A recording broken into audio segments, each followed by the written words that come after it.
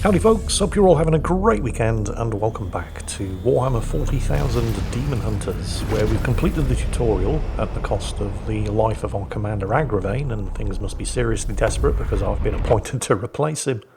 Our ship, an Adeptus Astartes strike cruiser, the Baleful Edict, is critically damaged, and en route back to Titan for repairs, something happens.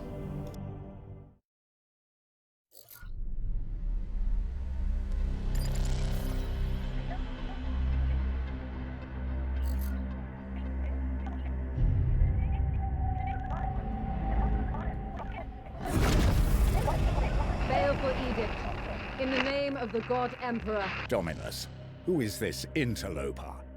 Code scrapings indicate an inquisitorial transmission. Baleful Edict, prepare for my arrival. Duty calls, Commander. We should open a Vox link. Inquisitorial vessel, permission granted to come aboard.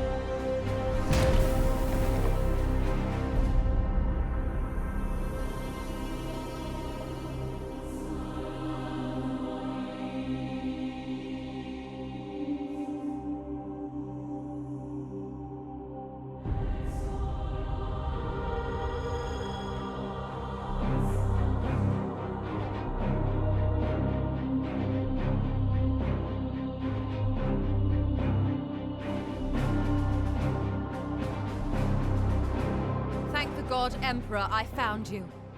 I must commandeer this vessel at once. Impossible. We are bound for Titan. The Edict cries out for repair. The Tech Priest speaks the truth, Inquisitor. Our last crusade bled us dry. I'm not blind, Knight. But heresy does not operate at our convenience. My destination is Koramar Prime, within this very system. Not such a taxing journey, I'd expect. And what is it that you hope to find there? This. Beneath rotting skies, the air thickens with a world's final breath. Seeds planted in flesh and bone, watered with blood and tears. A warrior alone in the garden of a grinning god. These are scraps of astropathic whimsy. There's more. It grows. It spreads. A great dispersal upon the etheric wind. The bloom proliferating. First, then Koramar, then world after world. Its roots spread from an ancient veil. Inquisitor, hear me! Hear me! Hear me! Who tends the garden?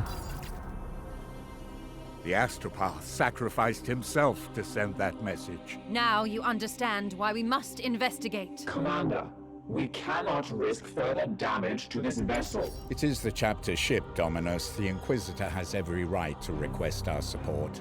It is not a request. Commander, with your leave, we will set our course for this Koramar Prime. Yes.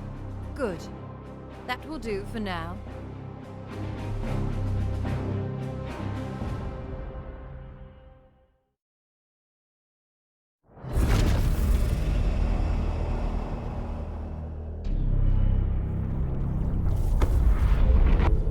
Corruption sites detected. So the ship, the Baleful Edict, is damaged. Tech Priest Lunette wants nothing more than to head straight back to Titan for repairs. If we do not investigate this threat, the consequences will be dire. Unfortunately, the Grey Knights serve at the pleasure of the Inquisition, so Inquisitor Vakir has every right to commandeer the ship. From this screen you can see some of the threats present on the world below in the next mission. However, the Baleful Edict is unusual amongst Adeptus Astartes strike cruisers in that it has its own prognosticator choir. Commander, it is our duty to support this Inquisitor, but we should complete this task as swiftly as we can. The Grand Masters on Titan are waiting for our report.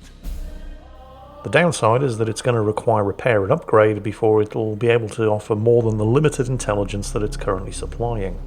Down here you can see the rewards that you'll be offered on successful completion of the upcoming mission, in this case 15 servitors, and I could really use some servitors because they're the currency that you use to repair and upgrade your ship.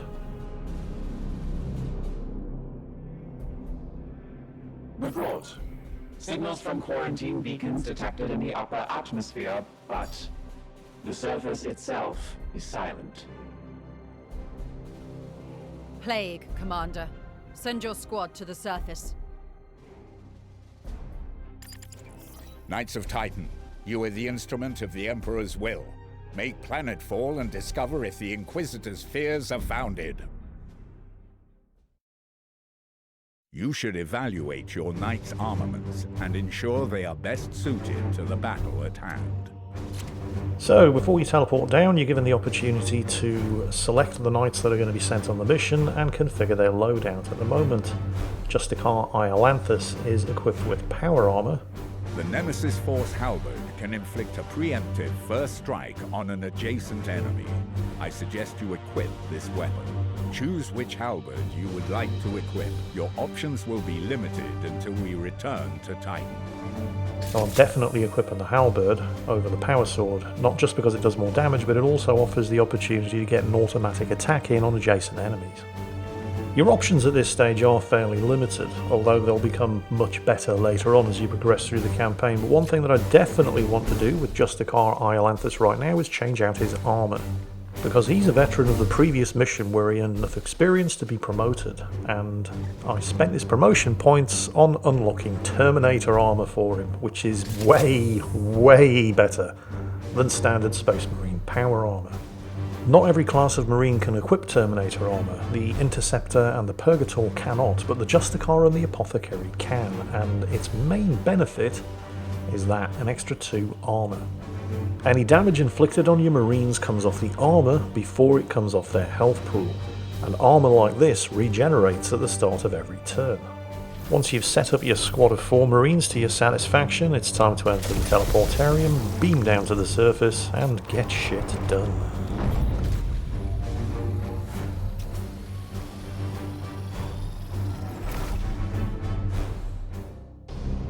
Commander, have your men look for signs of this plague. Be vigilant, brothers. You know, every time I hear Hector saying be vigilant, I'm reminded of... This is going to be a bit of a blast from the past for anybody old enough to remember. I'm sure you've all heard of the comic 2000 AD, certainly its most famous character, Judge Dredd. But there were other less well-known strips that ran in the comic. One of them was called Nemesis The Warlock. Warhammer 40K lore nerds, just let me know at which point any of this starts sounding very, very, very familiar. In this comic strip, the human or Terran Empire basically covered most of the galaxy. And the humans, or Terrans, or sometimes they call them termites, in this comic strip were basically a huge mass of fanatical religious zealots dedicated to purging the galaxy of filthy aliens. The leader of the human empire, whose armies were called Terminators, went by the name of Torquemada, reference to the Spanish Inquisition there obviously. But Torquemada was basically a very powerful undead psychic. And his catchphrase was be pure, be vigilant, behave. So is any of this ringing any bells? I'm not saying that Games Workshop ripped off Nemesis the Warlock, but I know that the people who did develop Warhammer 40,000 were about the same age as me and definitely read the same comics. Right, anyway, contact front. Not a huge threat, just Chaos Cultists. I'm going to move Purgator Thule into hard cover here. Cover doesn't stop you from taking damage, it just reduces the amount of damage that you take. So who can I hit from here? Because the Purgator is basically a ranged weapon specialist. Now if I go for a Psychic Onslaught, it's going to spend some willpower and basically do this. Oh yeah, 2 kills. Now, getting kills replenishes your willpower, and in some cases also gives you bonus action points. The problem, well, if you look at the top of the screen, you see where it says 30% in purple, and there's a sort of gauge underneath it? That's the warp bloom meter. It gets higher every turn. It gets significantly higher every turn if the corruption level on the planet is high enough. But it also gets higher if you use any psychic abilities. So on the one hand, you do want to be using your psychic abilities, like the Psychic Onslaught power-up attack for his ranged weapon that Purgator Thule just used, because it killed 2 cultists outright. But it also pushed that warp meter up a little, and that's not so good. Moving my Apothecary up. And I'm activating his Aegis shield. So all of your Marines, even the ones that don't have bonus armor, like Justicar Iolanthus here, have the ability to use an Aegis shield, which gives them, at first, and you can power it up later by spending promotion points, 2 extra points of armor. And remember, any damage that you take comes off your armor first. Now regular Marine power armor, and I know this is going to sound weird, doesn't actually have any of these armor points on it. Terminator armor does, which means that if your Marines get hit and take damage, it comes straight out of their health, unless you've popped your Aegis shield, or you're wearing Terminator armor, which does have bonus armor on it. So, 2 surviving cultists. One of them looks like he's set up suppressive fire, that guy at the back, and the other one, Overwatch. Now you can see from the Marine's health bar exactly how much damage they're going to take if I try to do anything while they're being suppressed and under Overwatch. So clearly I need to do something about the suppression and the Overwatch. So I'm going to move up Purgator Thule. And your mouse cursor and targeting cursor is context sensitive. So if you look down here, you'll see exactly how many action points he will have remaining if I do whatever it is that I'm mousing over. So keeping track of that while you move the cursor around will always let you know how many action points you'll have remaining once you've done what it is that you want to do. Another Psychic Onslaught. That took care of the Overwatch. Now Brother Storm is still pinned down by the suppressive fire and he will take damage if I try to do anything, but with the Overwatch removed, Justicar Iolanthus is free to act. Although be very careful not to wander into the field of suppressive fire, which you can see because his movement cursor turns red and his health bar indicates how much damage he's going to take.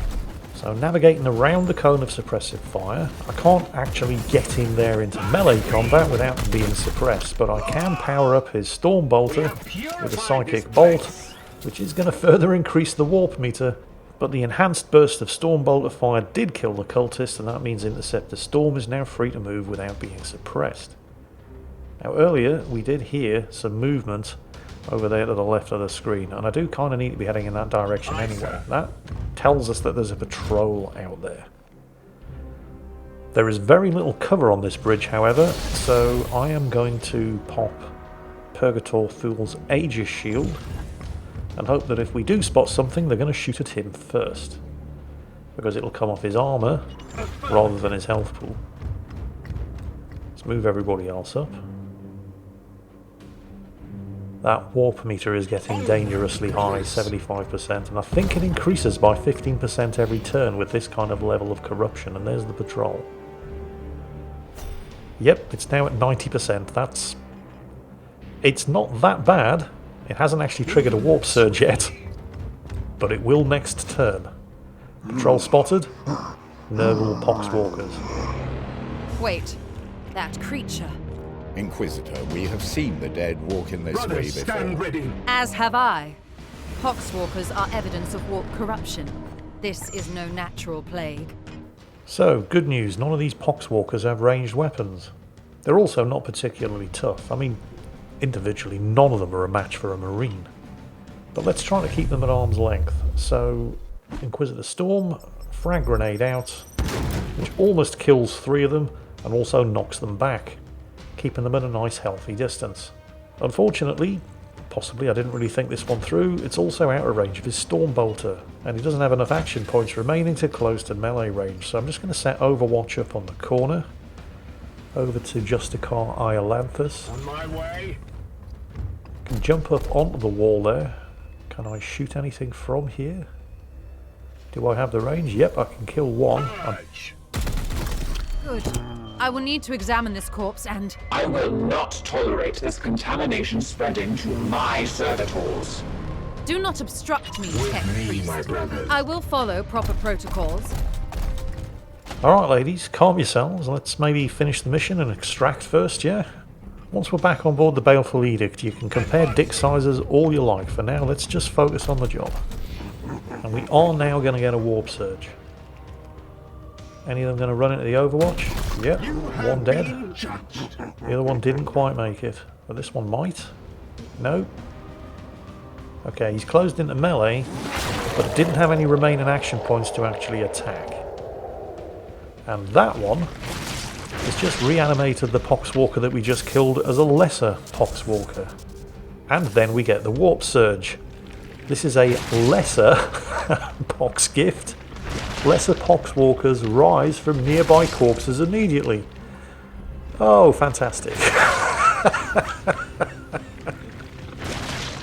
Now, that is a lot of Poxwalkers, but they're lesser Poxwalkers. They are quite easy to kill. It's just that there are a metric arse ton of them now. Look at that. Do still have a couple of grenades, though. That's going to take 4 of them out in one go. Okay. A little bit too close to the blast, but he didn't suffer any damage, just a knockback. And because of the kills, he does also recover some willpower. Just mow the rest of them down with Storm Bolters. By default, most of your Marines get 3 action points per turn. You can obviously increase this through training. And the way that Daemonhunters uses your action points, they can be used for either movement or combat. So as long as you're not moving and you have ammunition, you can fire 3 shots per turn. Or you can just walk up to them and slice their faces off. That also works. So, yeah, 30 seconds ago I was completely surrounded by Papa Nurgle's minions, and now there's just 2 of them left, although these 2 are a bit tougher. Now, Purgator Thule doesn't really have any melee attacks, he's all about the heavy weapons, but he can at least do a minor melee attack with a knockback. Got rid of the Poxwalker next to him, leaving him free to gun down the one in the open ground there. Unfortunately, it looks like his knockback knocked that Poxwalker back into... well, or out of line of sight, so he can't actually follow up and shoot him. But that's alright, Justicar Iolanthus is standing right next to him. He's got this. Satisfactory effort. Now return with my carcass so I can set to work. We will deliver them to you as soon as containment is properly confirmed and sanctified. Be swift about it. If this plague has already spread beyond this planet, then we will have far more ground to cover. And that is the first proper mission complete, although still with significant parts of the game not yet unlocked. And not just complete, it was also a flawless victory. None of my Marines took a single point of damage. And it's probably going to be quite some time before I'm ever able to say that again with any degree of confidence. It's at this point where I do have to make a confession, and some of you may have even noticed already, but the beginning of this video was recorded on my very first playthrough of Daemonhunters, and the mission that you just saw was done on my 3rd playthrough. Not full playthrough, I kept restarting the game as I learned new things, but you can see that Justicar Iolanthus has only just earned his first promotion. But this does allow me to show you the new ability screen where you spend your promotion points. So the first thing I'm going to do is unlock Terminator armor for him. Remember, only Justicars, at least at first, there are hidden classes that you can unlock later on, but only Justicars and Apothecaries initially can use Terminator armor. I'm also unlocking the Hammer Hand ability, which is a melee strike with guaranteed crit. And as you'll see later on, the ability to guarantee a critical strike as and when you need it is going to be very, very important, because certain follow-up abilities to your attacks only happen after you've scored a crit. Anyway, I've got 6 days to go before the repairs to the ship's reactor are complete, and I also need to start researching the Poxwalker necropsy. So while Inquisitor Vakir is doing that for the next 25 days, we're going to advance time until the ship repairs are complete.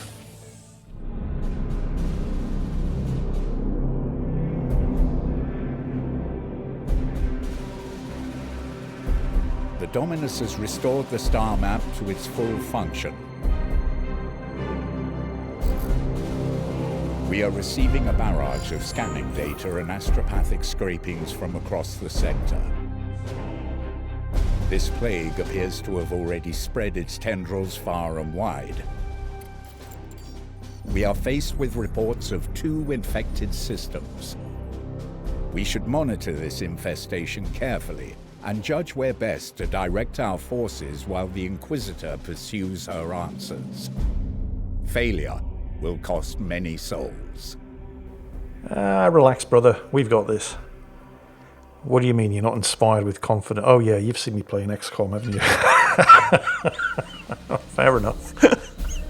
Anyway, yeah, that's the first proper mission complete. Although there's still all sorts of things that we haven't unlocked yet. But that will be coming up in the very, very near future. In the meantime, I hope you've enjoyed this, and I hope you're all having a fantastic weekend. And as always, be pure, be vigilant, behave.